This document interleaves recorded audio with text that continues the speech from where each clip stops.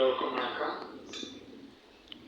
முக்கியமாக இலங்கையினுடைய தேசிய சமாதான பேரவை அதனுடைய ஸ்தாபகர் தினம் செய்கிறார்.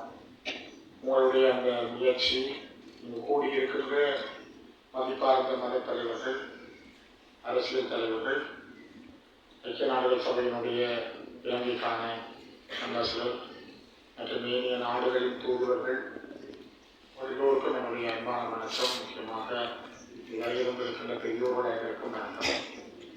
மிக முக்கியமாக சமாதானத்தை எட்டுதல் என்ற விடயத்தில் பல்வேறுபட்ட முயற்சிகள் மேற்கொள்ளப்பட்டாலும் அந்த முயற்சிகள் சரியான பாதையை நோக்கி இலங்கையிலே நகர்ந்து செல்கிறதா என்றால் அது ஒரு சந்தேகமான பார்வைகளை தந்திருக்கிறது.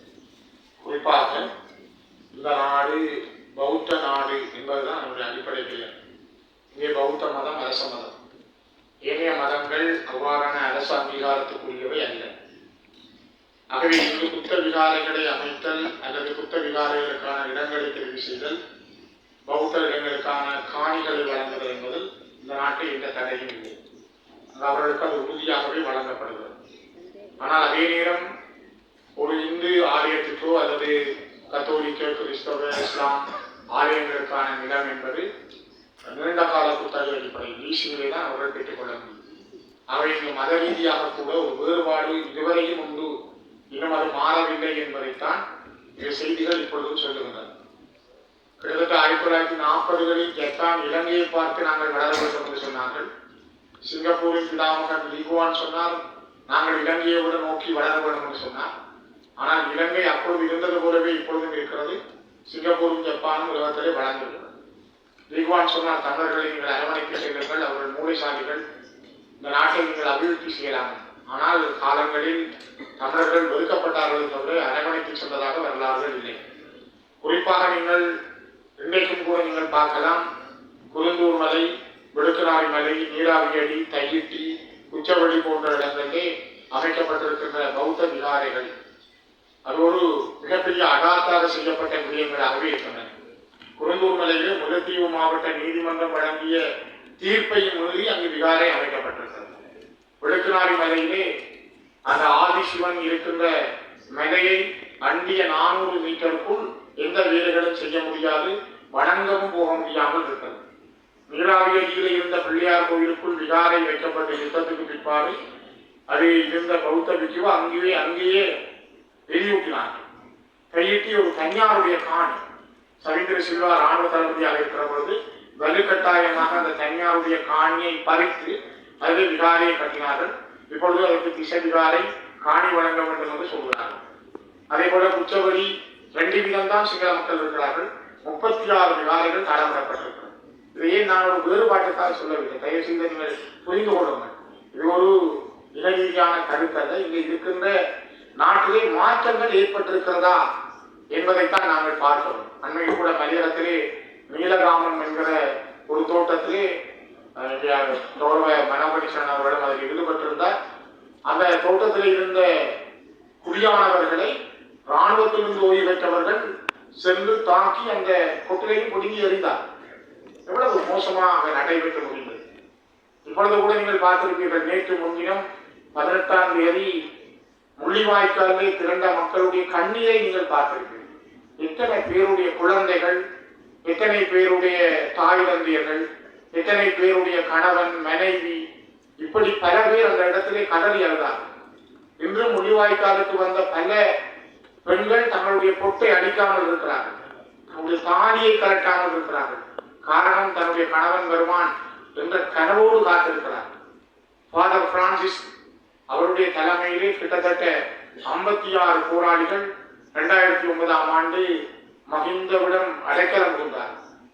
ஆனால் இங்கு ஒருவரும் காணவில்லை, அவர்களுக்கு நீதியும் கிடைக்கவில்லை. பல ஆயிரக்கணக்கானவர்கள் சரணடைந்தார்கள்.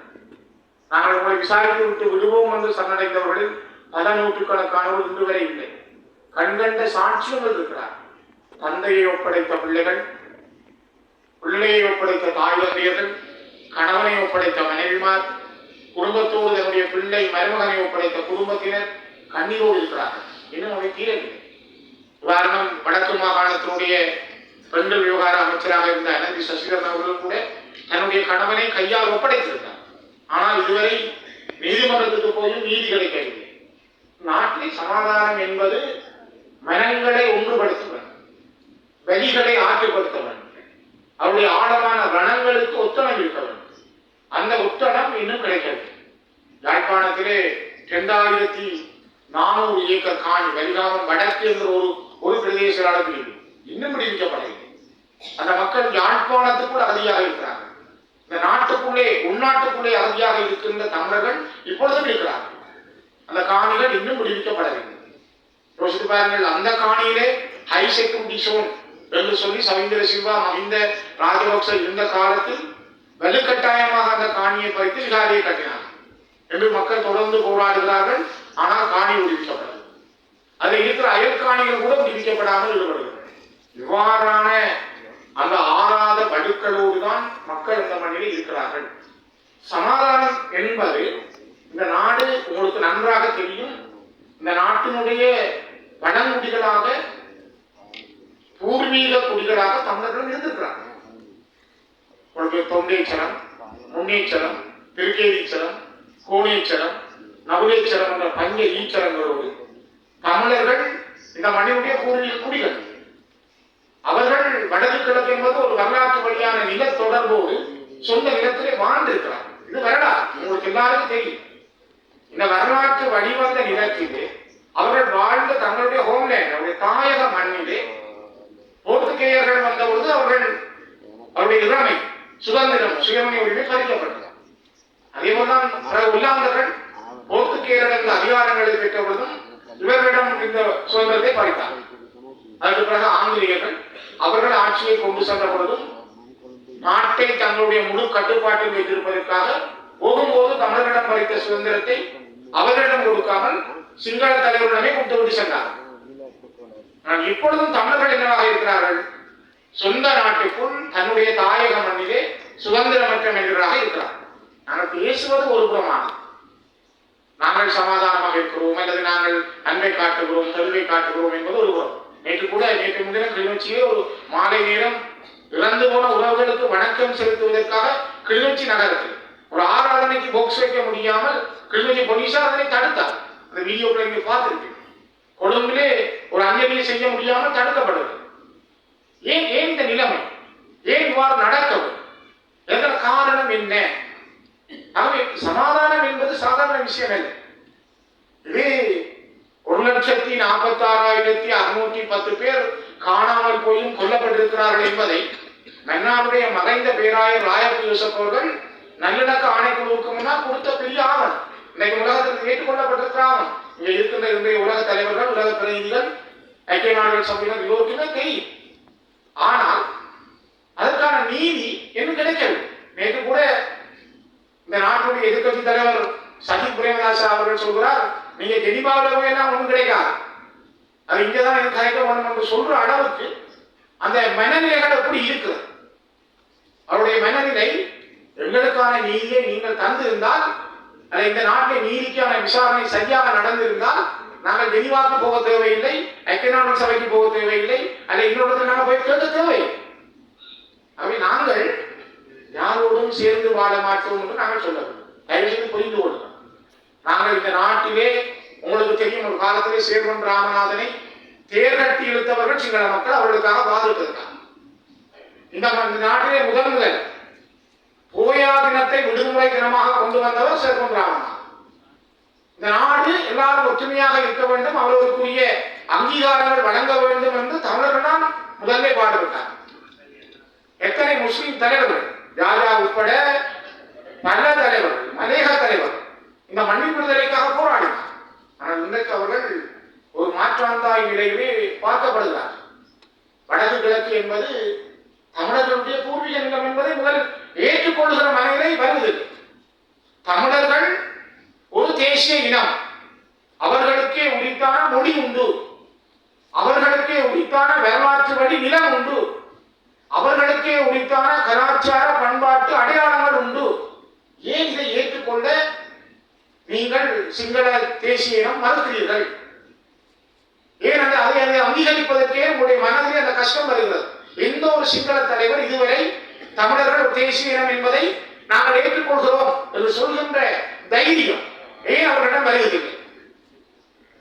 அல்லது இதுவரை நடந்த முள்ளிவாய்க்கால் படுகொலை, ஒரு இனத்தின் மீதான, தமிழ் இனத்தின் மீதான அந்த இனப்படுகொலை, அதை நாங்கள் வெற்றி தலைகுனிகிறோம் என்று அல்லது மன்னிப்பு கேட்கிறோம் என்று சொல்வதற்கு ஒரு சிங்கள தலைவர் இல்லை இந்த நாட்டில் இதுவரை.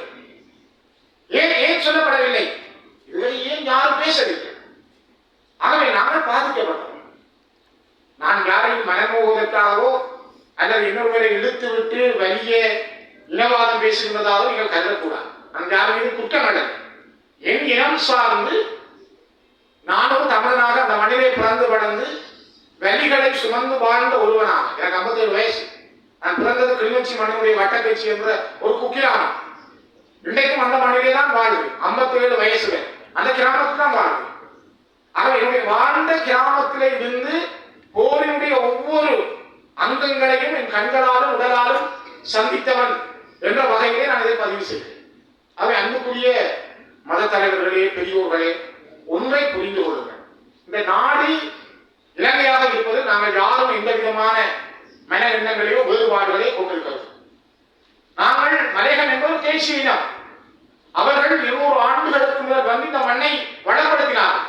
ஒரு கொட்டில் போட முடியவில்லை. இப்பொழுது யோசித்து பாருங்கள்.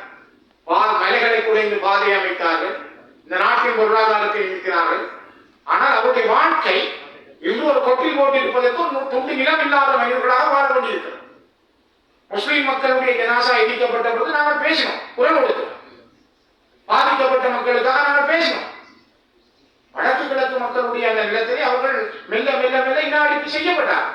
குறிப்பாக தந்தை செல்வா அவர்கள் சொன்னார், உங்களுக்கு தெரியும், 1976ஆம் ஆண்டு பிப்ரவரி மாதம் 2ஆம் தேதி தந்தை செல்வா பாராளுமன்றத்திலே பேசும்பொழுது சொன்னார், நான் 1950களிலே பண்டார் நாயக்காவோடு ஒப்பந்தம் செய்தேன்.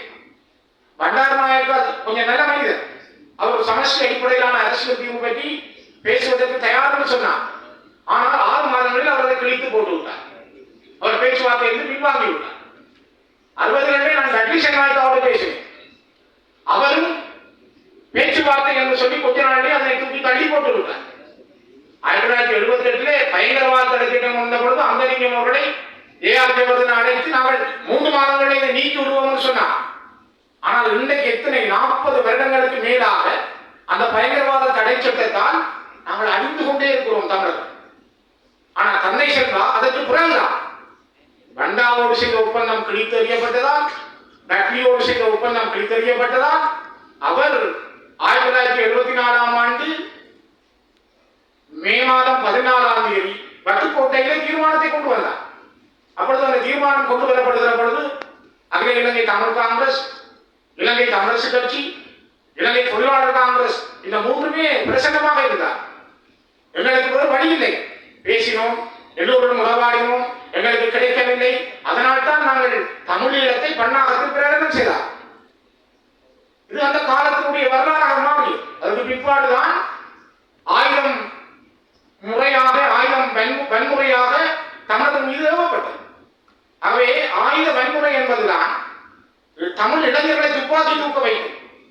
குட்டிமணி தங்கத்துறையினுடைய கண்கள் தோண்டப்படுவதற்கு முதல், வெலிக்கடை சிறையிலே வைத்து தோண்டப்படுவதற்கு முதல் நீதிமன்றத்தில் அவர்கள் நிறுத்தப்பட்ட பொழுது குட்டிமணியிடம் நீதவான் கேட்ட இறுதி ஆசையில் அவர் சொன்னார், எனது கண்கள் மலர்ந்த தமிழகத்தை பார்க்க வேண்டும்.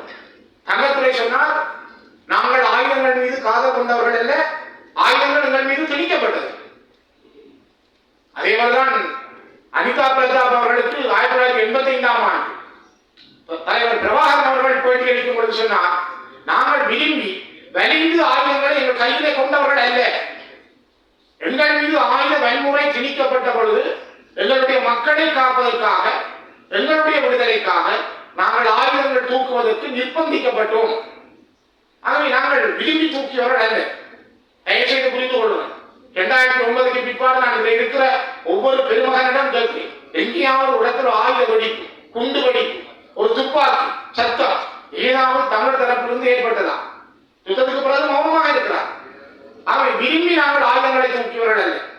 இப்பொழுதும் கூட சமாதானத்துக்கான காலம், இந்த சமாதானத்துக்கான காலத்தை இந்த அரசு சரியாக கையில் எடுக்க வேண்டும்.